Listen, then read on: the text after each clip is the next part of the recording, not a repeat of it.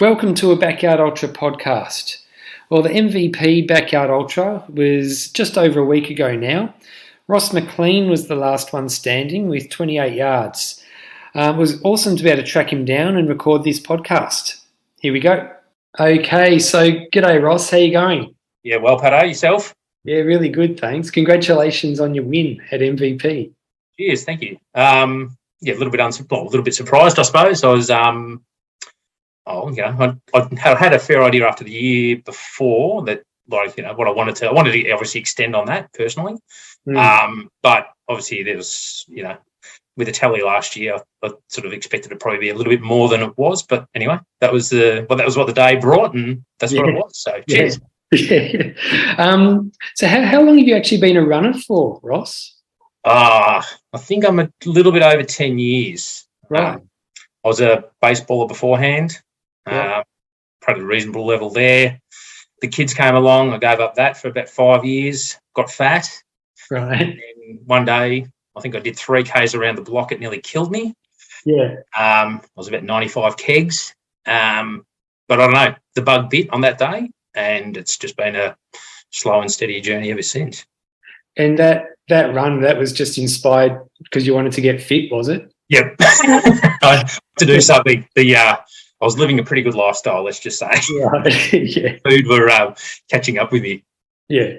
So, I don't know, because that's when I was playing baseball, I was never really running was part of the gig, but it wasn't the exciting part to me. I just wanted to play. So, Yeah. But yeah, here I am now doing what probably I didn't enjoy the most. But anyway, now it's after 11 probably whatever years, 10, 11 years, it's pretty much become part of the life. And it's sort of, I'm probably much like all the other runners that have been doing it for that long. When I'm injured or whatever, I'm not the best to be around. Yeah. So did you play baseball overseas or? No, it's just locally, so just out in Malvern. But yeah, I did that from like a very young age. So it got to whatever it was early 30s, and it was my time to hang up the hat and be a family man. Time to look after the kids. Being down at the baseball ground the most part of Sunday just wasn't very conducive to the new lifestyle of family. Yeah, fair enough. So it sounds like you run pretty much every day now. I'm lucky if I get probably 4 or 5 days a week. That's about it. It's just sort of working around family, dropping off basketball, netball practice, or whatever it is for the week, and that sort of stuff around the kids. So generally, at least get out Saturday, Sunday, probably Tuesday, Thursdays. Yeah.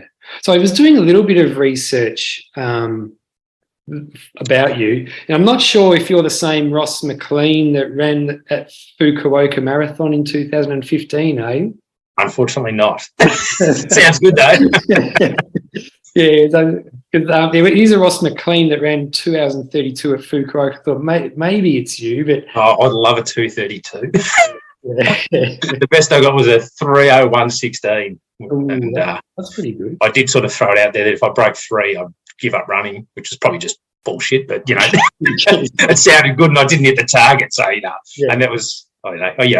I'm not sure if did you chase I chased the fast times when I first sort of started running to on a marathon, and sort of did that, but then I kept on breaking down with the calf, old syndrome. Yeah. So then I got into trails mainly, and then trails, and then it's like, well, how far can I go? On the trails, at least bumping up to 50 and just sort of extend out from there. And that's probably where I enjoy the most now, is like an MVP. It's like, well, what are you capable of? It's not so much the speed or anything like that. It's all right. And probably that's the body, but it's more so the mind, I think. Yeah. What's the mind capable of, and where can you get to? Yeah. So do you still run the Melbourne Marathon or anything like that? No, I haven't for a couple of years. I think the last one I did was in Melbourne a few years ago. Yeah, I did a couple of, I think Gold Coast I did a couple of times.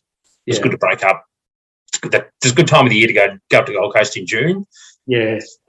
Hijack a family holiday. Guilty of that a couple of times. And that'll go and fill it a run.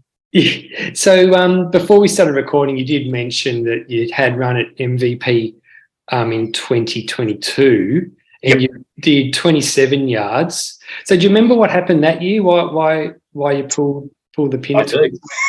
It's funny because I saw Well, it was. I was travelling pretty good, and I think the last 6 or 8, and thanks to the boys too, Ben and that, for giving us a rap. So appreciate it. And I was going well. I think like the last 6 probably laps or so. I think I'd sort of come in. I was probably on about 42. I was probably going too fast. Yeah. Still feeling pretty good though. So I got down to the final 4 or 5, I think it was. Yeah. And I was feeling pretty good. And I know Tim came in, and he came in can't remember the lap anyway, but he goes, I'm done. And they'd moved me down. I was down the far end, and we'd all been condensed. And I heard him saying he had his kids and family there, and I'm done. And the kids were in his ear, nah, Dad, you got to do one more. No, I'm done. Do one more. He goes, he wilted and he did one more. Yeah. And I think I hadn't thought about it probably up till then. And my mind was then starting to think about, holy shit, if he drops, I'm like third or something. I'm like, shit, like this is, I didn't rock up and thinking I was going to be getting down to the sharp end. I actually didn't know what I was capable of, but I didn't expect to get to there. So we head out for another lap.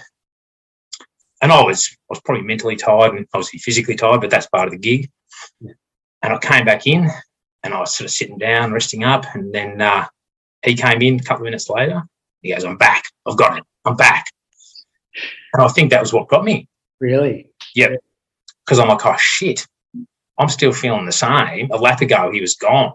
Yeah. Oh, fuck. I didn't get a second wind on that lap like obviously he did.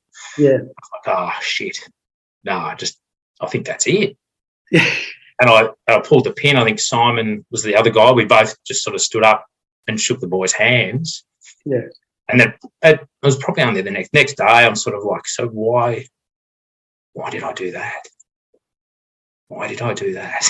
Yeah. But anyway, that's what happens. Yeah. Because I was in it that year as well, and that was the first backyard ultra I did, and I dropped out at 16. I couldn't believe it when I checked on Sunday morning, and they were still going. I did. That's what I did like that. Yeah, because I did feel probably more content that I did have a sleep. They didn't. Yeah. But let's be honest, I think you're the same from both. You say the other week. I do want to join. Ultimately, I would like to get through that second night. I think that's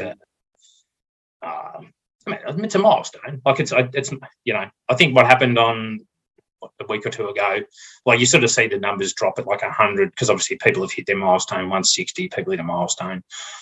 So I've been lucky enough to get through that a couple of times. I think, my milestone, like I had sort of gone in with that. I suppose I've thought about it a bit that, you're going, well, last year was 280 odd. So it's probably going to be more than that. So, okay, I'll just be prepared that you're going to be there Sunday and just who knows what happens on Sunday, but just be prepared that you're more than likely, if you're going to be a chance, you're going to be there Sunday. So just, you never know what the day is going to bring. But, I've probably had, I've sort of been thinking about talking about that. It's been the mental preparation is probably more so this year, thinking about things than the physical. Yeah. And did you decide, like, as soon as you finished last year's MVP, that you were definitely going to do it again in 2023? It was highly likely, yes. Yeah. More than likely. It's like, right, that's another challenge that needs to be taken up, yes. Yeah. And so what type of things did you learn from 2022 that you put into practice this year when you won? It was more about basically what I'd set myself out with this year was I had a list of things that I wanted to not so much achieve, but I wanted to here's how I wanted to do that. If I did those, I could be content, even if I didn't. Who knows what the end result would be, whatever it was going to be. But I had look at my list there. So I had start every lap possible. So that was one from the year before that I didn't start. I didn't even start. Right. And that was probably, I don't regret these things. That was what happened. But I want, right, this year, if you can stand up and start it, you start it. Yeah. Give yourself the best effort on every lap. Yeah. So don't cheat. Don't go out there and go, oh, yeah, but I'm going, no. If I'm going to turn up, I'm going to do it. Yeah. I had just a reminder that I'd sacrificed time with my girls to be there. That was my sort of parenting weekend with the girls, and I'd sort of given up doing their netball run, so that meant a lot to me. Yeah. Run with love, that was one. I wanted to be happy about doing it, and probably partially because of the girls, because they're probably the biggest part of my life. So the fact that I'd given up time to them meant a lot to me, that I had I wanted to hit these my own personal targets. Slay the dragon. So that was one, which was the mental part of the mental game. That that voice in the shoulder, or the voice in the left ear or the other shoulder, that had to be put to bed. Yeah. So I wanted to address that. I had given myself a shot, just in case. Be prepared to sort of believe that it may be there. It's not the distance you must conquer; it's you. Right. Yeah. So it was in mind, and stay focused on the task. Yeah. Well, that's an awesome list. That was the difference. Yeah. Wow. I love it. So yeah, it wasn't so much a distance thing, but it was if I do those, I can walk away. Whatever it was, if I had an injury or whatever, and I'd done that, I could walk away and I can be content. Yeah. And that's it. So yeah. Yeah. So because I saw that this year you're doing pretty fast laps, like 44 minutes, which is I'm not sure if you were the same, but I knew if I was coming through at 14 on the downhill, right. I was 35 coming back up. Yeah. If I hit 35, then I'm at 45 when I was coming in. Yeah. Did you have any strategy that you would put in a slow lap, maybe a 50-minute lap or 52-minute lap if you needed to? Or was that in the back of your mind as part of a strategy? I suppose looking back again at the first one, 22, I tried to slow down, and it took me a long time to actually find that natural cadence or rhythm. And then I was trying to slow down, but then it wasn't like a natural stride, and then I'm feeling all clunky. Right. So I just sort of, I was like, all right, this is my natural rhythm. I put in more walking this year. I definitely did more walking. Yeah. And that was probably had the same landmarks that, right, I've hit that hill, I've hit the tree, obviously, that everyone refers to on the first one. Yeah. But yeah, there's back on that last lap, there was a post there or whatever. Hit the post, that was it. That was walking from there. So yeah, just sort of, that was, once I'd sort of laid that out, I think the first lap was 42, then 43. I got it down to got on par at 45, and then it pretty much stayed on that. And yeah, I don't know, that's one thing I haven't mastered, is trying to do a slower lap. Yeah. One thing I noticed, and some other people noticed as well, was that you were, even the smallest hills, you were walking up those. Yep, true. Yeah. I don't know how much. I know there was a couple of small ones. Maybe they weren't there, but it was right, I am walking every hill. Yeah. It's good. So you were the last one standing at 20, and you did 28 yards. Had it reached a point yet where it had started getting hard in any way for you, physically or mentally? No, mentally I was good. Yeah. Physically, that last lap was my worst. Yeah. I got, what I did 23rd, after the 23rd, I thought I'll change the wheels over. So I changed over wheels. So that's fine. I've done that before, and that was good. Yeah. Put on another pair of Hockers, and Hocker really should get down there and see what's going on, because they should be sponsoring Trails Plus, because there's a hell of a lot of Hockers down there. Yeah, at least 50%. At least 50%. So I put on another pair, and I'm like, just every now and again, these ones come undone on a run. And I'll run around whatever home, it's no dramas. Yeah. But when I put them on, I had a little twinge of a cramp sort of thing, and I'm like, I'll do a double knot. So I never do a double knot. I did a double knot. Right. And I reckon my left shoe was tight. Yeah. So on that last lap, so it was about 5 or 6 laps in, I think the downhills caught up with me, and the top of my left foot was banging on the shoes there. So I was actually feeling it. That was giving me a bit of grief, and it sort of started going up the shin. So that was physically, that was the worst of it. Yeah. But other than that, was feeling on point. Yeah, yeah. And you didn't think of stopping and just tying up the shoe again, or It didn't cross my mind. That's one thing. I know, because it's such a simple thing, right? But you're in like the zone or whatever it is. But yeah, the simplistic things just aren't there. Yeah. The body's doing all these other things, but the mind's not going, oh, it's a pretty simple fix, champ. Just, loosen it and you'll be all right. That hadn't crossed my mind. I think also because it's a double knot, like sometimes they are pretty hard to get undone. And I guess you're thinking to yourself, I've only got 5Ks to go. I'll just quickly finish this loop and then I'll loosen them. Yeah. But yeah, they look up there. No, it's amazing what you can think about everything, and then you can't think about the Captain Obvious moments of maybe, like you said, just you can't do it and fix it. But luckily, it didn't give me too much grief, and that's unfortunately Phil sort of pulled the pin on that last one, and managed to get through it. Yeah, I was going to say I'm going to ask if you encountered any issues or problems you had to solve during the 28 hours. So, was there anything else during that time that you that threw a bit of a curveball at you? I think probably the biggest hurdle is flavour fatigue. Right.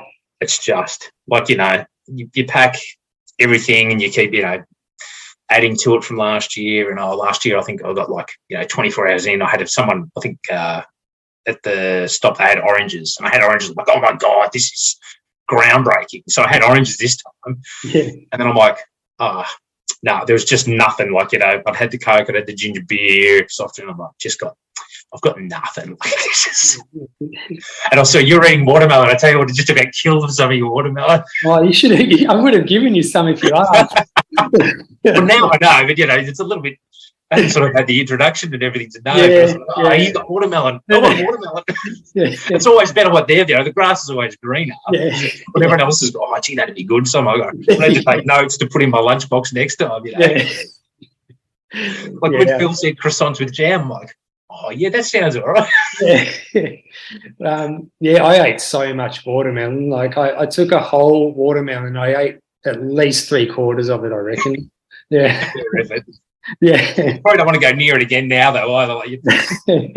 I'll wait till MVP next year. Well, that's it. It's like Coke and soft drink with the Fosse. Once you unpack the esky the next day, I was like, can't think of anything worse. Just leave that away. Yeah. So were you following any kind of nutrition plan? Did you, or were you just... it's pretty much wing it. So, because that's how I've heard about the nutrition plans you've been talking on the recent pods. I'm like, okay, that's... And I'm like, because I'm like, one, it gives me something to think about in a way when I'm doing the lap. And I'll go, okay, next lap, okay, nutrition. Well, what have I got in there? Cross buns, no. Had savoury last time. I'll do sweet this time. So in a way, I sort of get a bit of thinking about that. And then that's what I find, even last year, hot cross buns were great. And I'm like, I'm taking more of them. So I took more of them this year and I had one. I'm like, nah, it's just not cutting the mustard today. That's probably, but I can sort of I get that, it's petrol, you need to put it in. So I can sort of see the point that basically at least you've got something there. It's got to, right, might taste like crap, but whatever, get it in, get the fuel in and just move on. Yeah. One thing I was going to ask as well, compared to last year, this year wasn't really all that hot.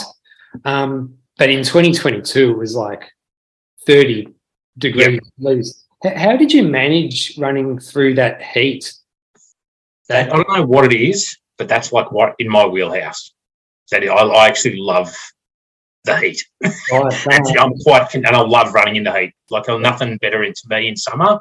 I'll come home from work, bang the singlet on, get out there in the sun. I actually enjoy it. I don't know what it is. I won't go out in the middle of the day at 40, but, if it's 30-something in the afternoon, I love getting out amongst it. So, that 2022 year was, to me, it was I was loving it. I've got a bit sunburned, but I was enjoying it.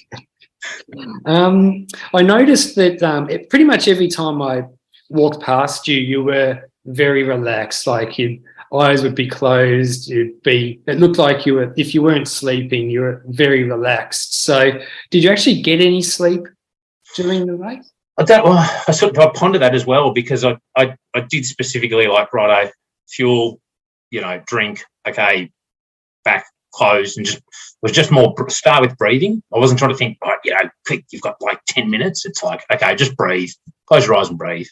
Yeah. And then, I haven't done meditation or anything like that, but I think it's just that breathing, relaxing. And I'll probably find a couple of times, when there was the 2 minute or Brett said 3 minutes or whatever, you sort of get like a little bit of in a way, it's like a little bit of a surprise. So maybe, I don't know if it's full sleep, but it's sort of like there's got to be something to it because, it's certainly, that's it. I think doing you need to try and get at least the body rested anyway. I remember the first year, actually, that's probably a rookie error as well because I've wheeled out there with just the regular chair and my legs were down. That's it. I'm seeing everyone else with these recliners. I'm like, oh, all right, God damn it. Okay, so that went on the shopping list, I'm coming back here. I'm coming back with a recliner. Got to have that. So I think that made a difference in itself just with the legs because I can remember that first year. Like that was, we looked like cripples coming out and starting those laps, after 16, 20 hours. Yeah. Well, that was something I invested in for that MVP we just did as well, was a recliner, and it makes a huge difference. Yeah. It's If you're gonna come down and do one, get a good chair. Because otherwise your leg, all the blood is just draining into your legs, and So with the recliner, you've just got so many other options of how you can lie all the way back. You can really get comfortable. Yep. But otherwise, I think it is. I think one of the boys said last week, like it's a hive of activity on that first night. Like it is. There is a lot going on, but I was just sort of like, okay, just chill out. Do what you can, and it'll be what it'll be.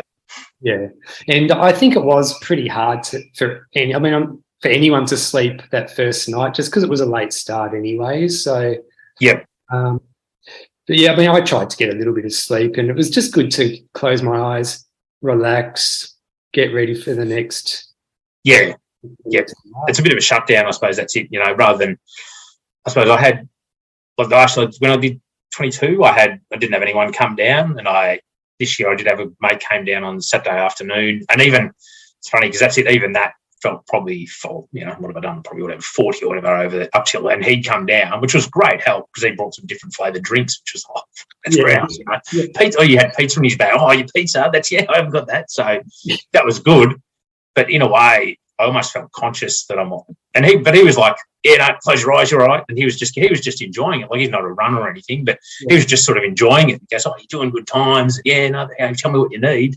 Yeah. But personally, I probably sort of felt a little bit conscious that he's there. And I'm like, almost like, how are you? What's going on? Almost be engaged with him. Right. So you felt like yes, because I'm probably not used to having someone instead of going, right, whatever, food, drink, done, see ya. Wait me at the 2 minute mark, I was sort of a little bit conscious, but it was good to have him there anyway. I appreciate it. So So I noticed when it got dark that second night, you were on your own. Did you have anyone planned to come back down? Nah, it's me. I roll solo. The worst part of it is packing up at the end. Yeah, and driving home as well at the end too. I had a little bit of a kid in the car park. So just a bit of shut-eye and then wheel off home. But lugging the esky back and lucky enough I could pull up with the car and the ute and throw it on the back of the ute, so it wasn't too bad. But that's the downfall about flying solo. What about hallucinations? Did you have any of those? No, but I am hanging for them. Right, That's when I go back those years ago and I got the bug. It's probably my addictive personality, and then I was buying all the books and reading, was it Dean Carnegie's and the like and that sort of stuff, and you read about them and them getting hallucinations, and I'm like, fuck yeah, bring it on! Like this sounds great, So I'm yet to. Maybe that'll be my second. If I get through that second night, maybe I can have something. That might be my reward because it sounds good. So if you were doing what did you learn from the MVP this year that you would maybe do a little bit differently next time? It's the food. I'm interested. That's probably something I will explore. The food, and probably at least having a list of what's there, so you because that's the other thing. Just rummaging through where is it? Like, just have that. I was actually really like it. I had that list, and I was really content with everything and how it went. At the moment, look, I'm sure there'd probably be something else come January. When I may venture back. Yeah. But no. I was just really happy in a way. I felt like what is the term, like in the zone, or I felt like I was on song, like on that. That's that day.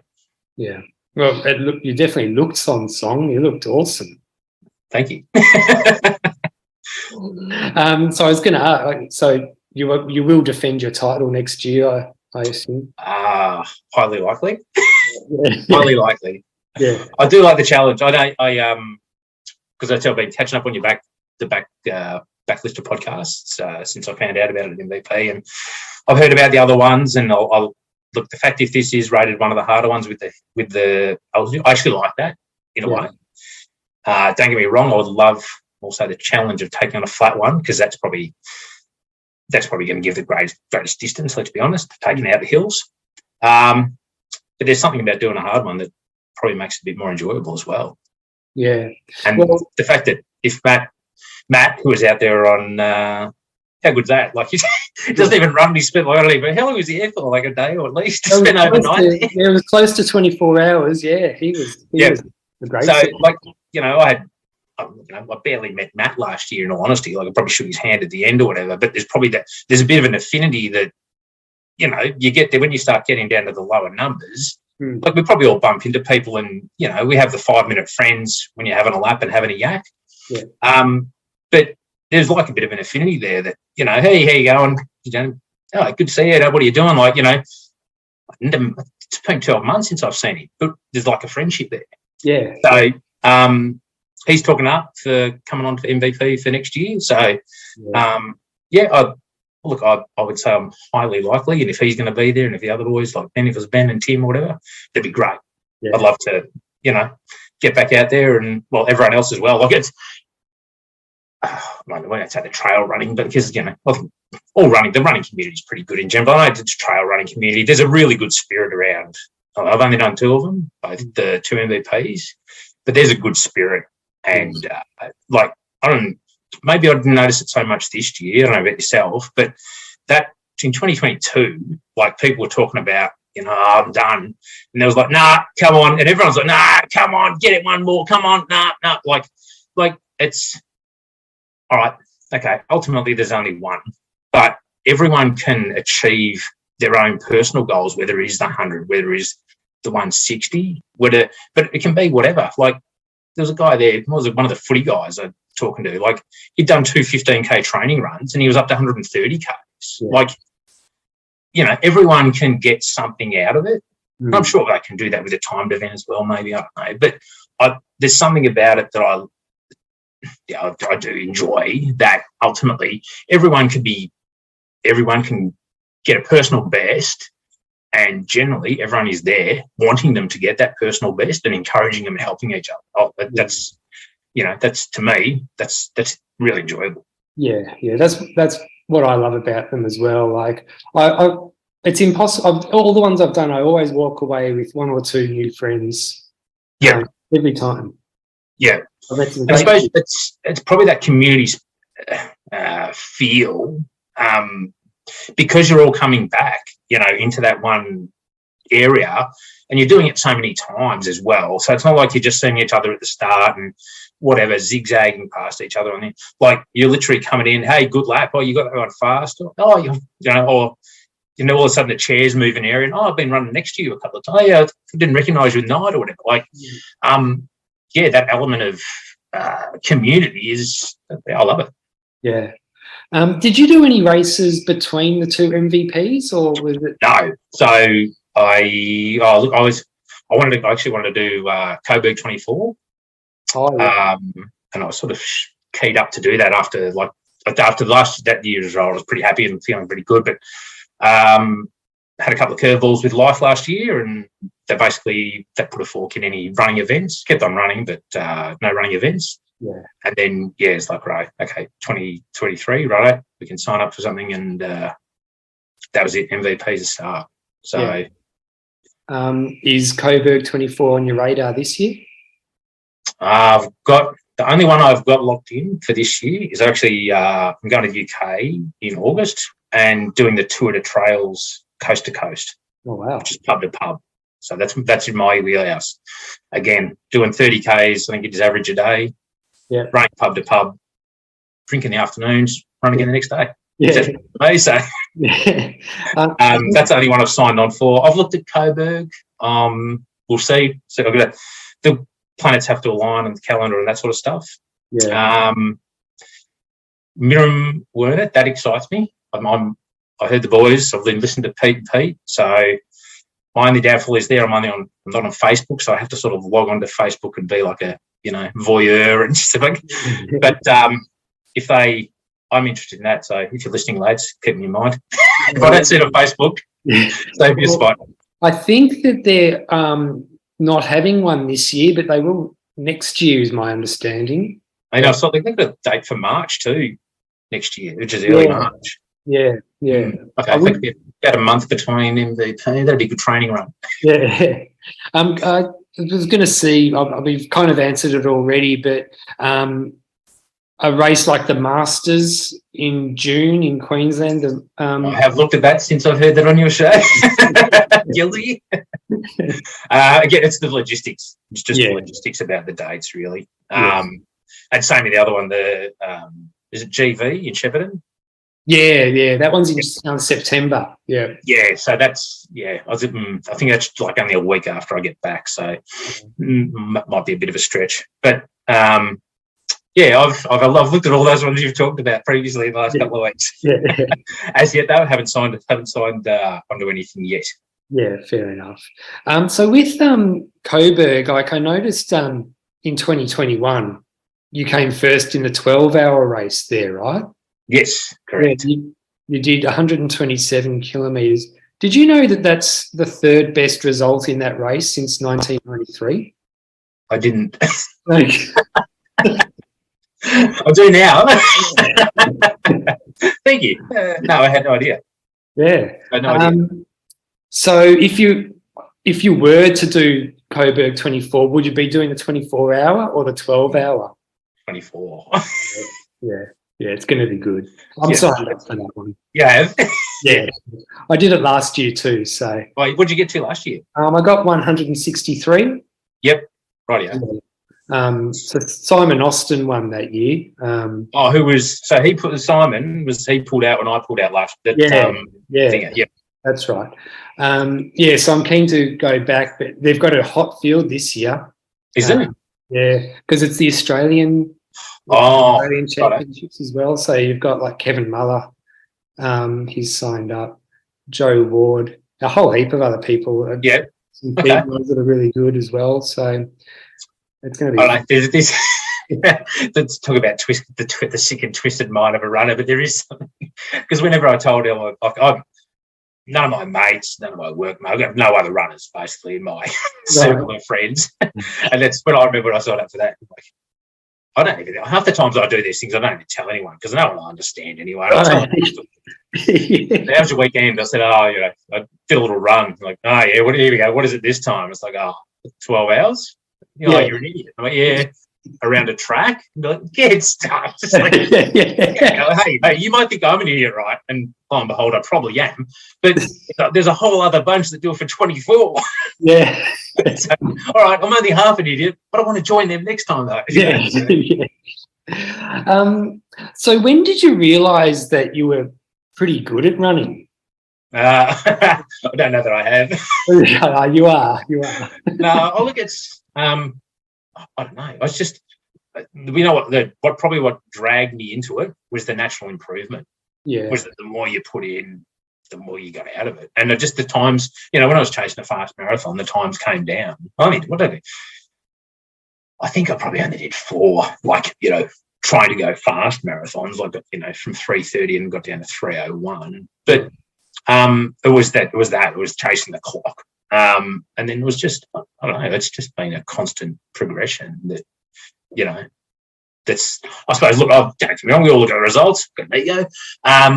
but I knew I was coming around like the top 10%. So that was generally what I knew.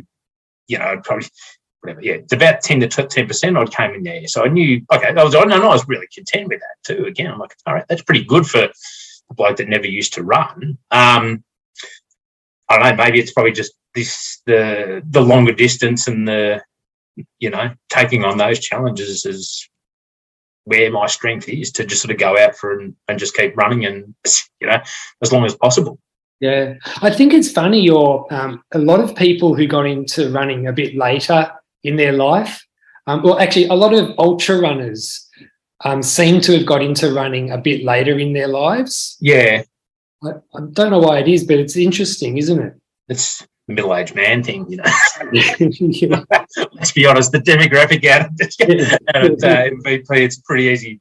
Really, no offence, there's a few ladies there, there's a couple of young kids, but it's there's a lot of middle-aged men out there. Yeah. So going back to the 12-hour race, did you have any strategies when you did 127 kilometres? I had no idea what I was in for. Yeah. It was purely the next one up from doing I think I'd done a couple of 6 hours or whatever. Yeah. But it was purely the next step up. It's like, we'll give this a go. So same thing, rocked up solo, had me little, the tiny little fold-out Bunnings table. Yeah. I'm like, oh, cool. And then everyone else has got these tents. I'm like, oh, shit, okay, that's pretty good setup. That's all right. So just anyway, waltzed up, and I'm like, I think I was trying to say that happy medium for pace, and just sort of got into the rhythm, and that's cool. And I think it was Dave. He was sort of ahead. It was quite. It's amazing though. And I consider, like I said, people sort of think you're mad doing it. Don't you get bored? I tell you, there's so much going on around you that I never actually felt bored doing those loops. Like, you're sort of conscious of like, okay, so he's about me, and then someone's shooting off to another. Like, okay, they won't pass me once. Okay, that's fine. And then you got the 24 hours. You're sort of watching them, and I was probably a little bit intrigued by the 24-hour people, because I'm like, okay, so they're walking sort of semi-regularly. So, if I go and do this, maybe at some stage I got a bit of a walking strategy as well. And actually, there's just a lot going on at the meet. So, same thing. It's probably a bizarre thing, but I enjoy that sort of shit. Well, it'd be awesome if you made it to Coburg to do the 24. That would be really cool. Yes. Do you think you might? That's right. Did you do, leading into MVP? Did you do anything specific training wise, like a bit different from what you were normally doing? No, I was actually I'd never done a park run, and I thought, come December, and I'm like, I'm going to do a park run. So I wheeled out, did some warm-ups like one Saturday, and on my second warm-up, just jog. I'm like, there's the calf. And I'm like, you've got to be kidding me. And so I'm like, all right, okay. So I saw the osteo, take it easy. So I'm like, all right, took it easy. I'm like, shit, like I've got to, I wanted to, I haven't done anything for 12 months. I did want to get to MVP. Yeah. So basically I took it easy. I had a trip booked for a week in Bright in January. Oh, actually, no, that's what. Sorry, go back a step. I was actually what I was going to do, and if I had a good lead up, I was going to actually do the Yanks on New Year's Eve. Oh, yeah. I'd rock around the clock. Yes. So, and then I did the calf. So I've done one out there. I've done Halloween out there too. So I'm like, I thought I'll do New Year's Eve out there, and that'll be like 6 hours. That'll be a good, just time on legs sort of thing. So did me calf, didn't do it. And I'm like, got to like the 30th, and I'm like, all right, I'll email Brett, and I'm like, hey, Brett, can I walk this? Is that going to be, I don't want to be a nuisance around people. There's no, come on out. So I walked. I did 40 Ks on New Year's Eve. So that was like, right, just get time on legs.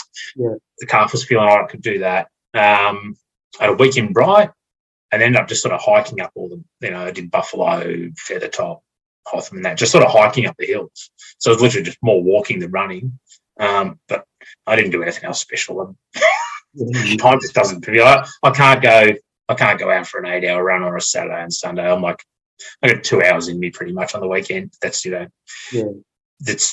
I'll get out. I'll go around. Look, I'm 10 minutes from the Dandenong, so I can wheel out there and go run around pretty much the roller coaster course, most weekends or areas around there and have a blast. The same thing. I enjoy running up around the trails is so much more enjoyable than pounding the pavement to me. Getting up there for 2 hours is gold. Yeah. Did you find MVP, because so much of it was on pavement, did you find that a bit tough on your body at all? You notice it. You do notice it. Yeah. And that's it. Yeah. It's unfortunate, but yeah. What do you do? Yeah. That's it. Just take it easy this week. Yeah.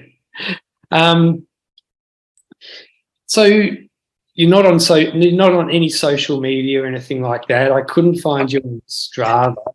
But I'm on Garmin. Okay, that's what I was going to say. How do you track how much distance and stuff? Is that's it. I'm on Garmin. That's all I got. Yeah. I don't know. Again, it's probably my addictive personality that's I get Instagram and do. No, I don't have the time to waste. Yeah. I know it'll be a vacuum for me as it is. So I'm like, no, it's okay. The same thing. I'll just as we were saying earlier. Basically, I got in contact with you through my daughter. So I listened to your podcast and I asked her, can you send a message to Pato on Instagram? So she was quite chuffed anyway. Yeah. They're my biggest fans. So yeah, that was awesome. I was trying to track you down to have you on with the other guys on too, but I think it's worked out even better to have you on your own because you were the last one standing. Thank you. I was sort of going, yeah, we'll put it this way. When you start running, you don't imagine, I've listened to plenty of podcasts. So it's like, okay, I don't want to have a chat to me on a podcast. This is pretty cool. Yeah. Well, what other podcasts do you listen to? What do I listen to? I do. There's the occasional Rogan. I'll pick people in. I listen to Inside Running. I listen to the Inside Running. Yeah. I love Inside Running podcast. Yep. Yeah. Did you listen to the other one? I can't think of it now. Nathan Pete. Who were they? I can't. They don't do theirs anymore. What else? What have I got? Lex Friedman. I listen to some of his. Right. Yeah. Good question. What do I listen to? I know Wednesdays is generally that's it. It's Inside Running, so I'll go onto theirs. Yeah. My library. They've got a lot of good extra content coming out soon. If you're a Patreon member. No, I haven't got that far. Yeah. They're the main ones, I think. Anyway. Yeah. So what was that? They're the main ones I listen to. Anyway, a bit of Rogan, that sort of stuff. Yeah. So how many Ks do you do a week running? I'll probably max out it. If I'm lucky, I'll get 80. 80. That's max. Yeah. Otherwise, I'm getting to about 50. Yeah. That's it. Sort of Tuesday, Thursday, Saturday, Sunday, basically. Yeah. And do you do your long runs on Sunday? Yeah, Saturday. Yeah. Depending on that's it. Like of my job, I'm pretty much working every second. I'm obliged to work every second Saturday, unfortunately. But I can still sort of sneak up in the hills and get out like an hour on Saturday morning. If I'm not working, I'll get up at the crack of dawn and go and get a couple of hours up the hill and then come back down and make sure I'm here for, the girls have got netball or netball basketball. So it's sort of more a matter of, fitting my running in around their schedules. Yeah. Yeah. And are you in the Ballarat area, are you? Or? No, I'm in Wanturna. Yeah. So bottom of the Dandenongs. So yeah, that's it. It's literally like a 10-minute drive and I can be there. So it's perfect for me. Perfect. So you run up a lot of hills and stuff like that? Yeah, so they're saying like the roller coaster. Have you ever done a roller coaster run? No. Okay. I'm in Geelong, so yeah. Well, it's a fair track to come up and do that one. Yeah. It's that's depending on which way you go. I can get some reasonable. There's good hills up there. Put it that way. Depending on which way you go, you can get like 800 to 1,000 meters over a couple of hours easy. Cool. So that's probably, in a way, that's if I'm, to think about it, it's probably the hills is probably where the strength has come from my running, just running up around hills. Or I don't even run half of them. Let's be honest. Probably walking up them. I'm not that good. Well, you definitely looked good at MVP. Like a very, very, very impressive win. It looked like you could have gone. It looked to me like you could have just gone all night. Yeah, look, I was content to. I said, other than that last lap, I was locked in for the long haul to keep on going. I want to see that Sunday sunrise. So there's still something to go for. Yeah, next year for sure. Yep. Well, look, thanks heaps for tracking me down and pleasure. It's been great to chat to you. Yeah, it has been. So I love the passion. I said, I think in the first vision, I said, I love your passion for it, and it's great that you're doing this, and talking to you like, we're all nutters, but it's like-minded people. So it's really good. Like I said, I've been backtracking. I find it really interesting listening to those other guys, like listening to Phil on like the planning he goes through is just that's full on. But that's next level. Like it's admirable and all done admirably. It's just amazing, really, that it's something it's turned into that much of a passion for him, and how full on he takes it. He's just so well prepared.